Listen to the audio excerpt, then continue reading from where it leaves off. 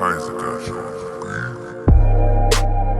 beautiful humans, welcome back to Kick Up Flicks. My name is Chris D and I hope you are having a wonderful day. So we're kicking off with episode 2 of Loki called The Variant. It is actually really good. And so the premise kind of reads, Mobius puts Loki to work, but not everyone at the TVA is thrilled about the God of Mischief's presence, which is very true throughout the whole entire episode. I might as well say that.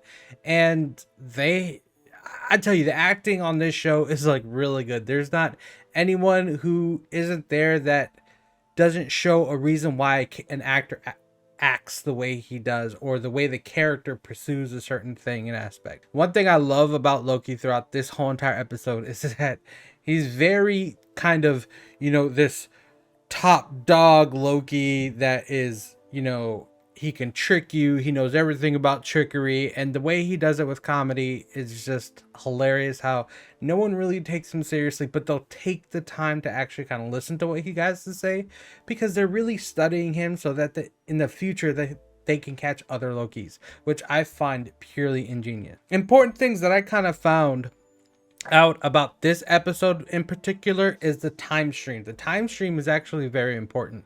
So apparently when there's a branch that comes off the time stream, those are new events. So I kind of thought the way Loki thought, why don't you just go back in time before they get there and solve the issue? Well, when there is a branch coming from the timeline, that is something brand new and happening in the moment. In a way, it's creating itself. Whoever became the variant, or whoever started the variancy, everything that happens within that moment is happening in that exact moment. And no one knows the future of that variancy. Now, wouldn't that be an awesome thing to know that you are a variant, and that anything that you do within this time stream isn't predestined? No one knows what's going to happen. What does a TVA do? They go in, they pluck you out, they erase everything that you've done, pretty much, just so that they can have this time stream of they know exactly what's going to happen. And all this to prevent a war. My question is, will a branch actually become its own time stream, as in separate upon itself? So everyone wants something predestined, meaning you don't have no option. Everything is not free will. Everything that you do within a certain point doesn't have an end goal, or there isn't an end goal made for you, which I think that's where Loki's kind of coming from. He's like, wow, this is actually kind of powerful, and you guys are really kind of evil.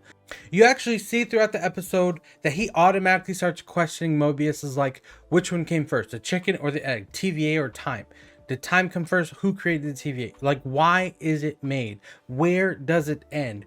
Who is the one pulling on all the strings? Who's the one taking care of trillions of lives at once? And how is it all being recorded?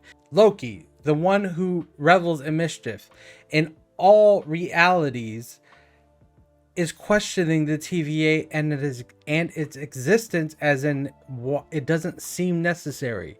You're taking away everyone's free will. And I think this episode is really dedicated toward free will.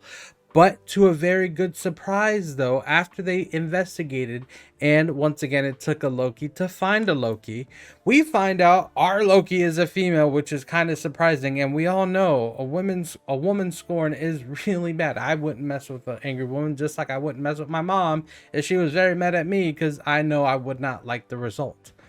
But this Loki has something deep that she wants to get, and she wasn't dealing with our Loki's planning or ideas at all, but she still took the time to listen.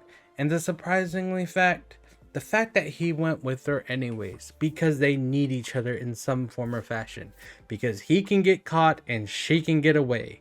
And if she's always one step ahead and he is technically the better Loki in his idea, then that is a match made in heaven. The other thing that we really did learn a lot of is Ravonna. The way she responds to certain things between her and Mobius interaction, it's like when Mobius was like saying, hey, where did you get that? Hey, I don't recognize giving you this.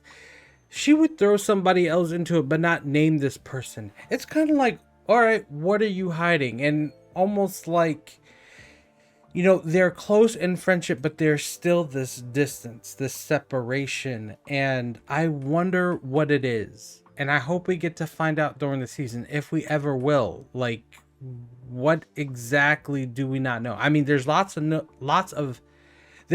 information in this that we do not know, but at the same time, what we do know, it makes you question who's good and who is bad.